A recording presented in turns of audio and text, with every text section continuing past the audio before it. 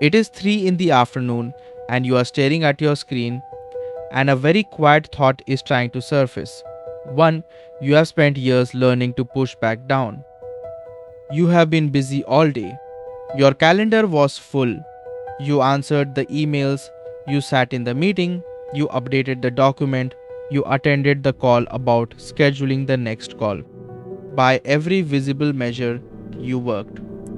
And yet, if someone stopped you right now and asked honestly, what did you actually make today?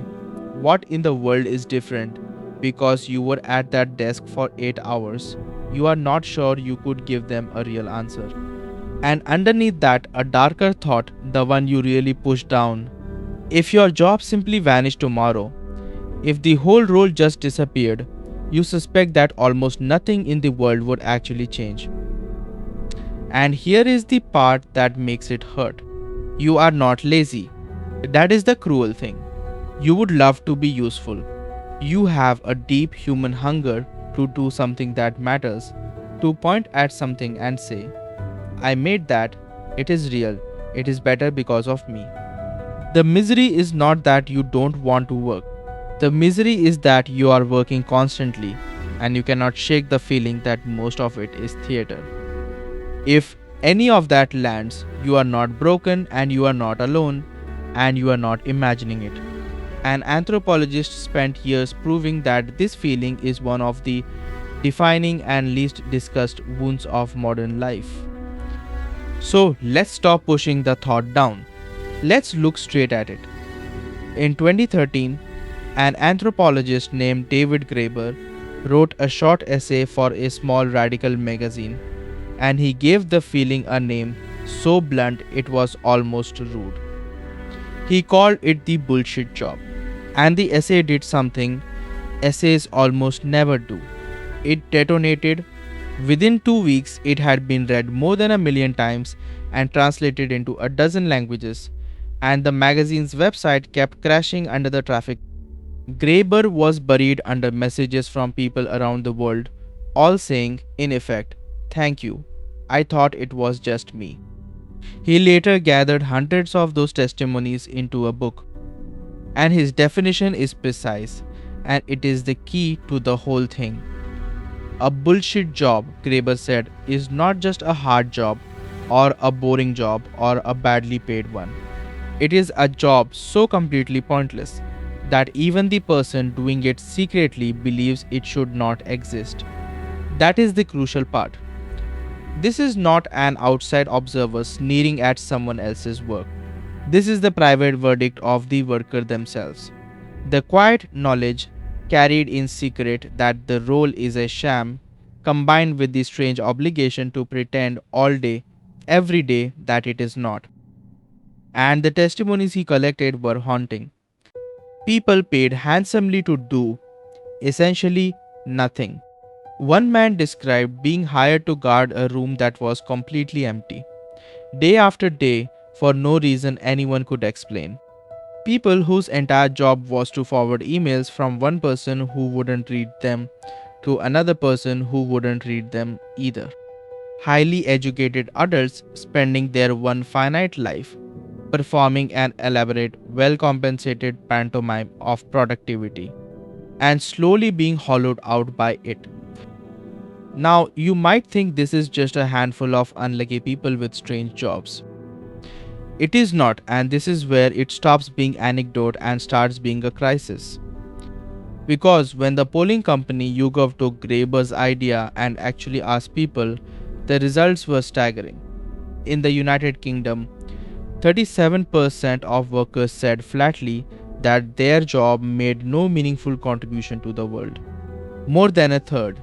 In a similar poll in the Netherlands, the number was around 40%. Sit with that. In wealthy, advanced, hyper-productive economies, something close to 4 in every 10 working adults privately believe that the thing they spend most of their waking life doing is, in the end, pointless. And Graeber noticed that these jobs are not random. They fall into recognizable types, and you will almost certainly find yourself or your friends somewhere in here. The flunkies, who exist mainly to make someone above them look important.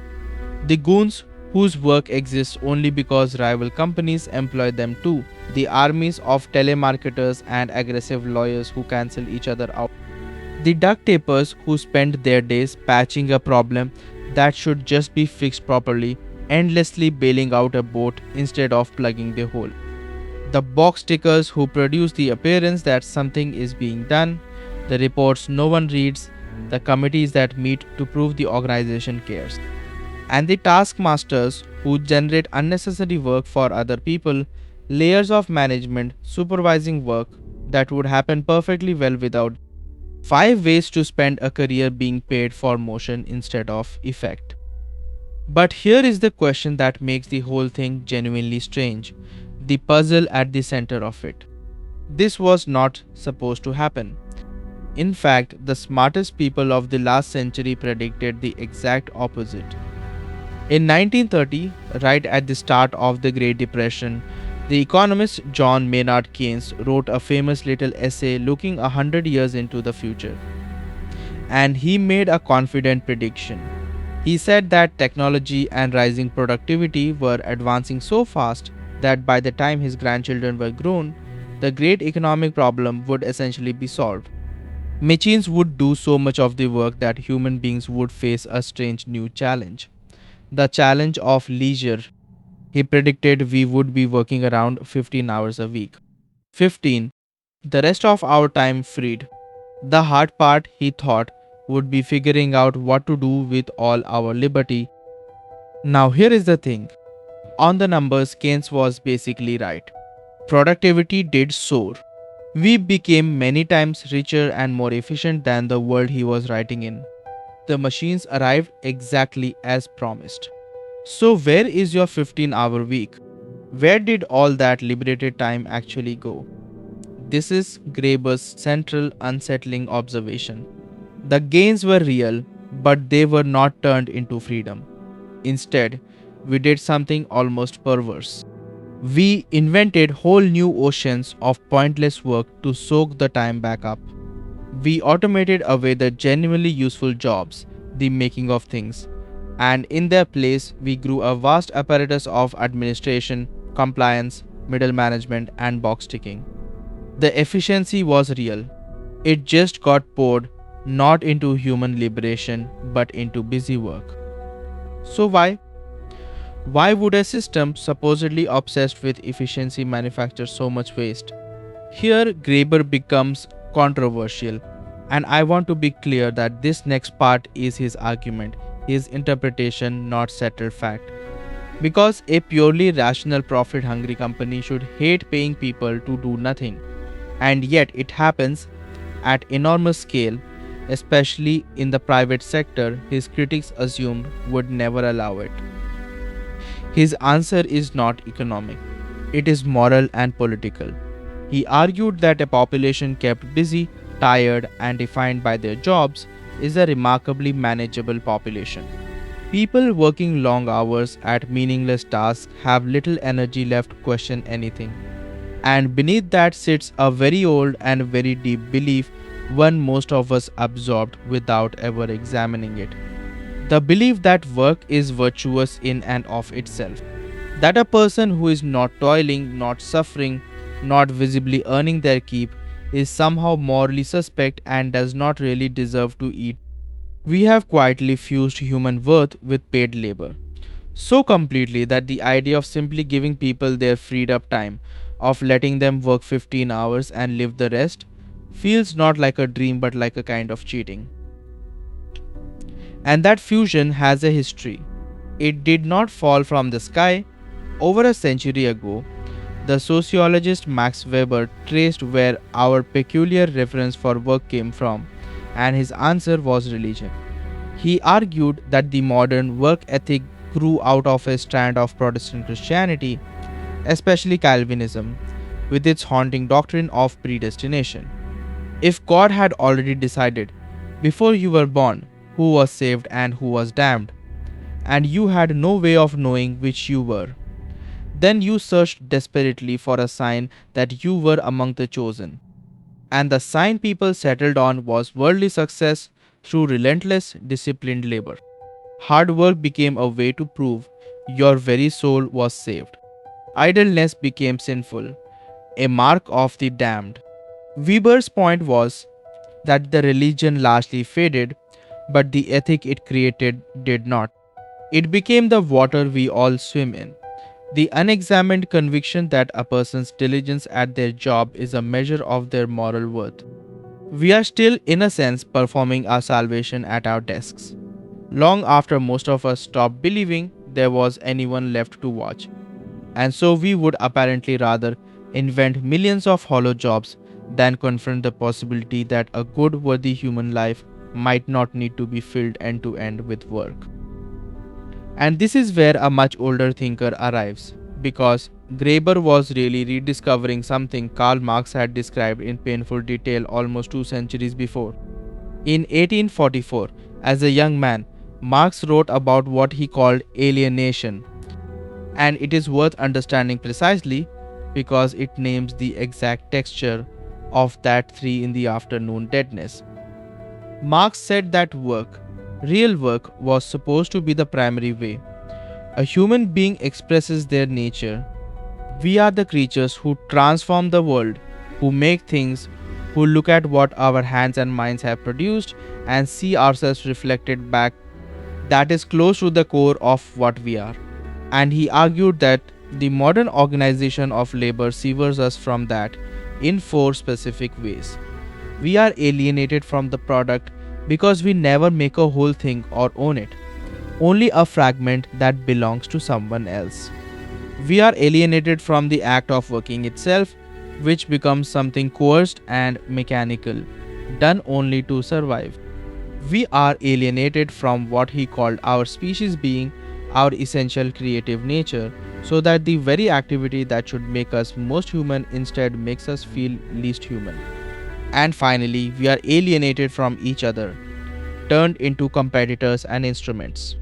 The bullshit job is this ancient wound in its purest, most concentrated form. It is not even alienation from making something real. It is alienation from the very possibility of making anything at all. And Graeber had a phrase for what this does to a person, and it is the truest thing in the whole theory. He called it a form of spiritual violence. Not physical, not even quite emotional. Spiritual, because human beings have a profound need to have an effect on the world, to see that our actions cause something to change. Psychologists have long known that the feeling of having no impact, of pushing buttons that connect to nothing, is genuinely damaging to the mind. To be trapped in a role where you have no real effect and are required to spend 40 hours a week pretending that you do is a slow, quiet assault on the self. It is being paid, in Graeber's framing, to participate in a lie about your own life. And the money does not fix it. People often report that the better paid and more pointless the job, the worse the hollowness feels, because the golden handcuffs make it almost impossible to justify leaving. Now, in fairness, I have to tell you that Graeber's specific claims have been challenged, and honestly, so. A group of researchers went back to the data a few years ago and argued that the true number of genuinely useless jobs is probably lower than his headline figures suggest, and that the proportion of people who feel this way may even have been declining, not rising. Usefulness, after all, is subjective. One person's pointless box ticking is another person's necessary safeguard against disaster. So the precise scale of the bullshit job is genuinely uncertain, and anyone who quotes the numbers as gospel is overreaching. But here is the fascinating twist, and it does not let us off the hook. Those same researchers found that the real engine of workplace misery was not uselessness at all. It was alienation. It was exactly the thing Marx described. Feeling disconnected from the purpose of your work, having no autonomy, no say, no sense of contribution, no room to be human in it. Which means Graeber may have aimed at slightly the wrong target and still hit something devastatingly real. The problem was never only the small number of jobs that literally do nothing. The problem is the vast number of jobs that sever the person from meaning, from agency, from any felt connection to why the work matters. And that is not a fringe phenomenon.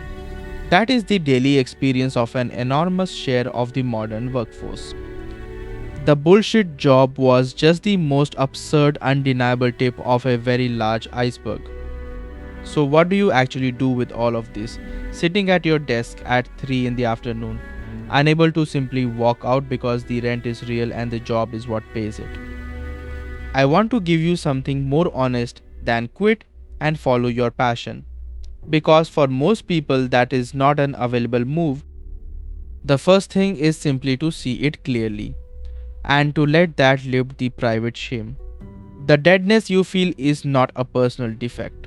You are not ungrateful, and you are not weak for struggling to care about work that is in fact structurally designed to be hard to care about. That flat, hollow feeling is not a bug in you. It is an accurate signal. A healthy human soul correctly detecting that it is being asked to spend itself on motion without meaning. Naming that honestly instead of blaming yourself is not a small thing. It is the difference between thinking something is wrong with me and understanding something is wrong with this. The second is to refuse to let the job be the only place you are allowed to have an effect on the world. This is the deepest practical move. If your work has severed you from that fundamental human need to make something real, then you must go and feed that need somewhere the system does not control. Somewhere your actions land on reality and visibly change it. It can be almost anything, as long as it is genuinely yours. A craft you get better at, a garden that actually grows, a meal you cook with your hands, a person you truly help, where you can see the difference you made in their face. The job may be box ticking. Your life does not have to be. Protect that other place fiercely, because that is where the part of you the job cannot use gets to stay alive. And the third is the largest, and it is a quiet act of rebellion in the mind. It is to question the equation you were handed without your consent, the one that says your worth as a human being is equal to your usefulness to an employer, that you must justify your existence through suffering for pay. You are not your job. You are not your output. Keynes was not wrong that the freedom is technically possible. The machines really did arrive. The thing standing between us and that liberated life was never a lack of productivity. It was a story, a deep and rarely questioned story about who has earned the right to rest and who deserves to eat.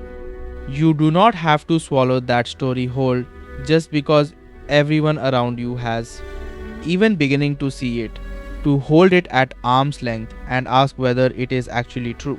Is the start of a kind of freedom no job can give you or take away. So that quiet voice at 3 in the afternoon, the one that says none of this really matters, the one you have worked so hard to silence, stop silencing it. It is not your ingratitude, it is your honesty. It is the most alive part of you, correctly reporting on the world, refusing to fully believe the pretense. Do not drown it in more busy work. Listen to what it is actually asking, which is a real and ancient and deeply human question. Where, in this one short life, do I get to make something that is genuinely mine, something real, something that would be missed if it were gone? That question is not a symptom of a problem. It is the beginning of the answer. Go and find that place, and then go and put yourself there. If this question is going to follow you around for a while. I have written 2 books that walk further into it. The shadow you carry about the parts of yourself you keep pushing down, and on wanting about why we chase the things we chase. The links are in the description. Whenever you are ready,